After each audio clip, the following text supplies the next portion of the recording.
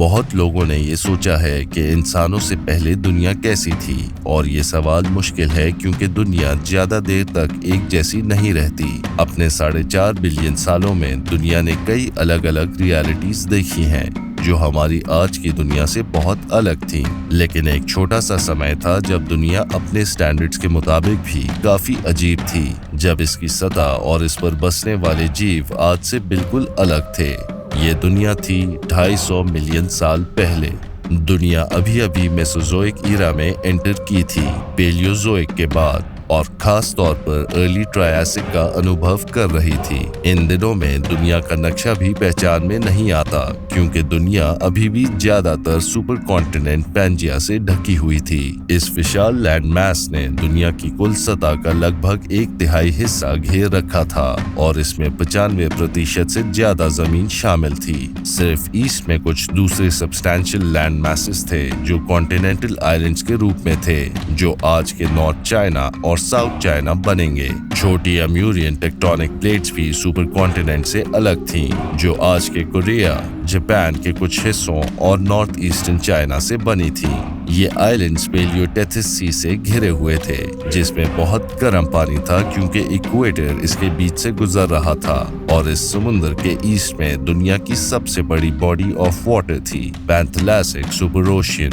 ये विशाल body of water कम से कम 1860 मील या 3000 किलोमीटर या इससे भी ज्यादा लंबी थी, जो पैसिफिक से चौड़ाई में ज्यादा था और प्री हिस्टोरिक दुनिया का 60% से ज्यादा हिस्सा कवर करता था। इतने अजीब लैंड मैस और पानी के प्रोपोर्शंस के बावजूद अगर कोई टाइम ट्रैवल करके वहां जाता तो सबसे ज्यादा चिंता का कारण शायद वो अनबेरेबल गर्मी होती जो वहां एक्सपीरियंस करता। कुछ पेलियोंटोलॉजिस्ट सोचते हैं कि अर्ली ट्रायासिक के दौरान गर्मियों में तापमान 120 से 140 डिग्री फ़ारेनहाइट या 49 से 60 डिग्री सेल्सियस तक हो सकता था। ये कंडीशन खास तौर पर पैंजिया के सेंटर में ब्रूटल थी, जहां मौसम आमतौर पर एरिड और रेनलेस था और बड़ी माउंटेन रेंजेस की वजह से बादल ब्लॉक हो जाते थे। एक्सट्रीम हीट के कारण पैंजिया के बड़े हिस्सों में बड़े डेजर्ट्स थे जहां जीवन लगभग इम्पॉसिबल था और सिर्फ छोटे क्रीचर्स ही सर्वाइव कर सकते थे। इन मेगा डेजर्ट्स में गर्म दिन तो बुरे थे ही, लेकिन रात को भी कोई राहत नहीं थी क्योंकि लो ह्यूमिडिटी और वेजिटेशन कवरेज की वजह से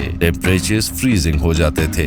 अर्ली ट्रायासिक का ये वेस्टलैंड लाइक नेचर काफी हद तक इसलिए था क्योंकि इसके 2 मिलियन साल पहले दुनिया ने सबसे बड़ी मैस एक्सटिंक्शन देखी थी, जिसको पर्मियन ट्रायासिक एक्सटिंक्शन इवेंट कहते हैं। ये आर्मागेडन शायद साइबेरियन ट्रैप से ओरिजिनेटिंग वॉल्केनिक इरप्शंस के कारण हुआ था, जिन्होंने इतनी ज्यादा वॉल्केनिक CO2 रिलीज की कि अर्थ को स्कैल्डिंग बना दिया। इस इवेंट के दौरान सारे स्पीशीज की 90%, जिसमें 95% मरीन स्पीशीज और 70% टेरेस्ट्रियल स्पीशीज इरेडिकेट हो गई थी। इस इमेंस लॉस ऑफ लाइफ और इरप्शंस के लास्टिंग इफेक्ट्स ने अर्ली ट्रायासिक को लाइफ में बहुत अनडाइवर्स बना दिया और सर्वाइवर्स के लिए कमबैक करना बहुत मुश्किल हो गया। फिर भी जिंदगी ने एक रास्ता ढूंढ लिया। पैंजिया के अंदर बहुत कम जानवर मिलते थे, लेकिन पोल्स की तरफ टेम्परेचर ज्यादा फॉरगिविंग थे और वहां जिंदगी ज्यादा अबंडेंट हो गई थी। एक इंसान को डायनासोर्स मिलने की उम्मीद हो सकती थी क्योंकि ये मेसोजोइक का हिस्सा था जो डायनासोर्स की एज थी, लेकिन उस समय डायनासोर्स नहीं थे और ये 7 मिलियन साल बाद ही आना शुरू हुए। उसकी जगह आपको सबसे ज्यादा अबंडेंट क्रीचर लिस्ट्रोसॉरस मिलता। ये एक अनअज्यूमिंग हर्बिवोरस डायसाइनोडॉन था जो पर्मियन एक्सटिंक्शन से बच गया था। एक सर्वाइवर के रूप में इसको ज्यादा कंपटीशन नहीं मिला और ये जल्दी ही सबसे पॉपुलर जानवर बन गया। पैंजिया के ह्यूज एरियाज को, खासकर सदर्न पार्ट्स को ऑक्यूपाई करता था। कभी कभी लोकेशन की टोटल पॉपुलेशन का 95% तक बना देता था। ये कैसे एक्सटिंक्शन से बचा ये पूरी तरह से पता नहीं है, लेकिन साइंटिस्ट जानते हैं कि डायसाइनोडॉन्स के अलावा थेरोसेफेलियंस भी इस जमीन पर रहते थे। ये नॉन मेमिलियन साइनैप्सिड्स थे जिनके पास बड़े सर थे और ये यूरेशिया, अफ्रीका और अंटार्कटिका में भी मिलते थे। पर्मियन के दौरान ये अबंडेंट एपेक्स प्रेडेटर्स थे जिन्होंने गोगोनॉप्सिड्स को ओवरथ्रो कर दिया था, लेकिन वोल्केनिक इरप्शंस ने इनकी पॉपुलेशंस को सिवियरली कम कर दिया था और ग्रोथ को भी स्टंटेड कर दिया था। इस ग्रुप में सबसे बड़ा बचने वाला मॉस्कोराइनस था, जो अब भी 1.5 मीटर या 4.9 फीट तक की बॉडी लेंथ तक पहुंच सकता था और इसकी बॉडी कैट जैसी थी, जो ये आइडिया देता है कि ये आज की बड़ी कैट्स की तरह शिकार करता था। ये शायद लिस्ट्रोसॉरस का शिकार करता होगा और एक और सर्वाइवर्स के ग्रुप को भी, जो नॉन मैमिलियन साइनोडॉन्ट्स थे, जैसे गेलसॉरस और थ्रेनैक्सोडॉन, जो मैमल्स के अर्ली रिलेटिव्स थे। लेकिन मॉस्कोराइनस अब पैंजिया का किंग नहीं था। ये टाइटल नए इमर्ज्ड आर्कोसॉरिफॉर्म्स को मिला, जो क्रोकोडाइल लाइक एनिमल्स थे, कार्निवरस थे और इनमें स्प्रॉलिंग गेट्स और लॉन्ग हुक्ड स्नाउट्स थे। इस ग्रुप के पहले मेंबर्स में से एक प्रोटेरोसुकस था, एक स्लिम लेकिन लॉन्ग बॉडीड रेप्टाइल जो 4 मीटर या 13 फीट तक लंबा हो सकता था। पहले ये सोचा गया था कि ये क्रीचर सेमी एक्वाटिक था और मॉडर्न क्रोकोडिलियंस की तरह शिकार करता था, लेकिन इसकी एनवायरनमेंट बहुत एरिड और इंटेंस ड्राउट्स वाली थी, जो ये स्पेकुलेट करने पर मजबूर करती है कि ये टेरेस्ट्रियल हंटर था। जो भी हो, इस बात पर कोई आर्गुमेंट नहीं कि ये अपने समय का एपेक्स प्रेडेटर था और छोटे जानवरों जैसे पैरारेप्टाइल्स, ओवेनेटा और प्रोकोलोफॉन का शिकार करता था। हर्बिवरस थेराप्सिड मायोसॉरस भी शायद प्रोटेरोसुकस का शिकार होते थे। हालांकि प्रोटेरोसुकस सबसे ज्यादा डरावना आर्कोसॉरिफॉर्म नहीं था। ये डिस्टिंक्शन एरिथ्रोसुकिडाई को मिली, जो अनयूजुअली लार्ज और रोबस्ट आर्कोसॉरोमॉर्फ्स थे और उस समय के सबसे बड़े प्रेडेटर्स थे। एक पेक्यूलियर फीचर जो उन्हें और भी फियरसम बनाता था, वो इनके डिस्प्रोपोर्शनेट जायंट हेड्स थे, जो बहुत सिमिलर थे उन हेड से जो मेगाथेरोपॉड्स में दिखते हैं, जो बहुत सालों बाद इमर्ज हुए। इन फीचर्स ने उन्हें बहुत सक्सेसफुल बनाया और आज के रशिया, चाइना, इंडिया और साउथ अफ्रीका में मिलते थे। एरिथ्रोसुकिड्स में सबसे ज्यादा डरावना एरिथ्रोसुकस था। ये सिर्फ अपनी फैमिली का ही सबसे बड़ा मेंबर नहीं था, बल्कि अर्ली ट्रायसिक के दौरान सबसे बड़ा लैंड कार्निवोर भी था, जो 5 मीटर या 16.4 फीट लंबा था और 2 टन से ज्यादा वेग करता था। इसका सर अपनी फैमिली में सबसे ज्यादा डिस्प्रोपोर्शनेट था, जो बहुत हद तक टायरानोसॉरस जैसा लगता था और इसकी 20% टोटल लेंथ सिर्फ इसका सर ही था। इस बड़े स्कल में शार्प कॉनिकल टीथ थे, जो शिकार को पकड़ने और चीरने और फाड़ने के लिए डिजाइन किए गए थे और ये किसी भी जानवर को शिकार बना लेता जो इसके हाथ लगता था। स्पेशलाइज्ड टीथ के अलावा इसकी बाइट भी बहुत स्ट्रॉन्ग थी, क्योंकि इसके मैमथ स्कल के साथ एक इंटेंसली मसल शॉर्ट नेक भी था, जो इसके बाइटिंग फंक्शन को सपोर्ट करता था।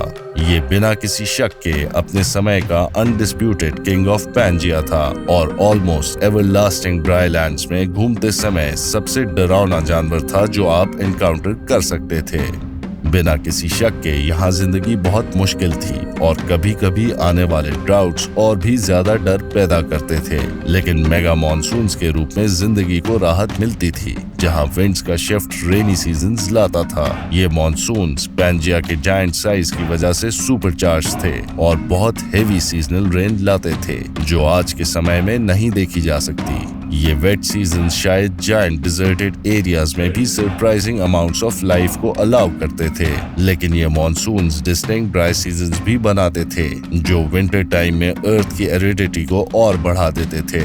इन वेट और ड्राई पीरियड्स का कॉन्ट्रास्ट बहुत ज्यादा होता था और इसका सब पर प्रोफाउंड इम्पैक्ट होता था। इस सब के बावजूद कुछ फॉसिल साइट्स दिखाते हैं कि पैंजिया के कुछ हिस्सों में साल भर लश कंडीशंस होती थी, जिसका बेस्ट एग्जाम्पल आर्केडिया फॉर्मेशन है, जो आज के ऑस्ट्रेलिया में है।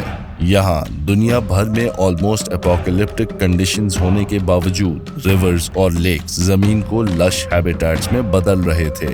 इन एरियाज में फौना ज्यादातर दूसरे लोकेशंस के जैसे थे, जहाँ वेरियस आर्कोसॉरिफॉर्म्स इंचार्ज थे, जैसे एओमोराना और कैलीसुकस। लेकिन इन लाइवली ओएसिस में सबसे कॉमन एनिमल्स एम्फीबियंस थे और सिर्फ आर्केडिया फॉर्मेशन में ही ये सब जानवरों का 90% बनाते थे।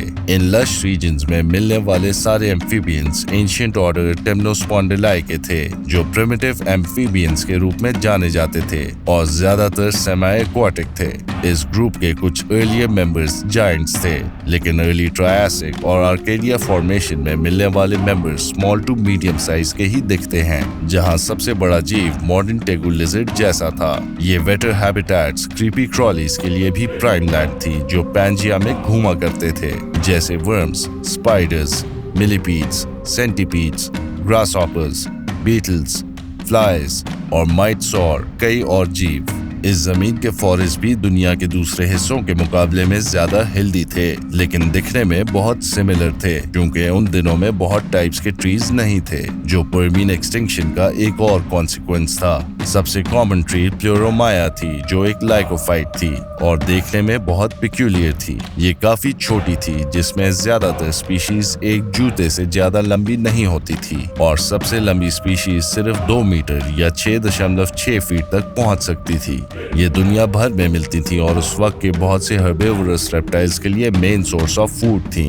दूसरी फ्लोरा जो कम संख्या में कोएग्जिस्ट करती थी, उनमें वेरियस टाइप्स के फर्न्स, कॉनिफर्स, साइकैड्स और बिनेटिटेल्स शामिल थे। फिर भी उस वक्त के फॉरेस्ट की सैड स्टेट के बावजूद ये एक्वाटिक लाइफ से बेहतर थे, जो पर्मियन के एंड डेज में ऑब्लिटरेट हो गई थी। और जैसे जमीन गर्म थी, पानी भी बहुत ज्यादा गर्म था, जहां ट्रॉपिकल वाटर्स 40 डिग्री सेल्सियस या 104 डिग्री फ़ारेनहाइट तक गर्म होते थे और कभी-कभी और भी वार्म फ्लक्चुएशंस होती थी।